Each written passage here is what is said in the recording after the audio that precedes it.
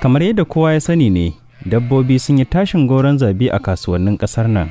Wannan kuwa baya rasa nasaba da irin tsadar rayuwar da ƙasar ke fama da shi na tsawon lokaci, wanda ya tilasta wa 'yan ƙasa da dama sauya irin abincin da suka saba ci, ba wai don kawai sun gaji da shi ba, a'a, face dai ya fi ƙarfin aljifinsu.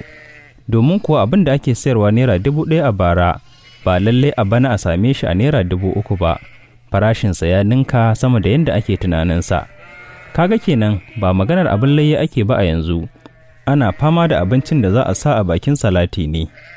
Wani fa har cewa ya yi, da ka ba shi ɗan taure, gara ka ba shi buhun masara a dai wannan lokacin da ake ciki. Kaga kenan, da ka ba shi abin layya, gwara ka ba shi abincin da zai ci da iyalinsa, saboda tsananin rayuwa da ake ciki. Gaskiya yanzu layyakan abin ya zama sai abin da Allah ya, saboda sakamakon mutane da yawa yanzu gara ka bai mutum abinci ma da ka ba abin layya. Dan ko ni kai na yanzu gara ki ban buhun masara da ki ban dan taure. Ya magana da gaskiya ce, to rayuwa ta riga ta canja, ko ba haka bane? Abinci ya fi wahala gaskiya akan abin layya. Masu sayar da dabbobi musamman a kudancin Najeriya suna ta kokawa kan rashin waɗanda za su sayi kayayyakin su, sakamakon matsin tattalin arziki da ƙarancin kuɗi da jama'ar ƙasar nan ke fama da su. Wasu daga cikin shugabannin kasuwannin dabbobi na ƙasar nan sun yi ƙarin haske na irin matsaloli da ake fuskanta na rashin sayuwar kayayyakin da ake kaiwa kasuwa musamman dabbobi, inda a bara ragon da aka sayar shi 250,000, bana ana sayar shi Naira 450,000. Wannan kuwa wani yanayi ne mai tsanani da ba a saba ganinsa ba a baya, wanda a fahimtar ire-iren waɗannan jagororin kasuwa sun ɗora alhakin wannan tsada ta dabbobi ne da irin wahalhalun rayuwa da ake fuskanta a ƙasar, duba da cewa su kansu dabbobi sai da abinci za su iya rayuwa. To mutum bai ci ya ƙoshi ba, ta yaya ne kake tunanin zai samar da abincin da dabbobin za su ci su rayu?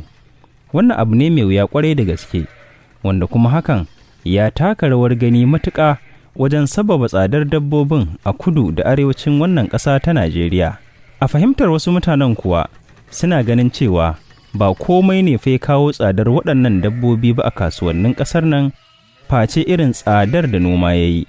Ma'ana dai, idan mutum zai yi noma musamman na rani ko na damuna, to fa sai ya tahi tsaye, domin taki ya yi tsada, ita kanta ƙasar noman idan ba mallakinka ba ce, hayatta zai maka tsada.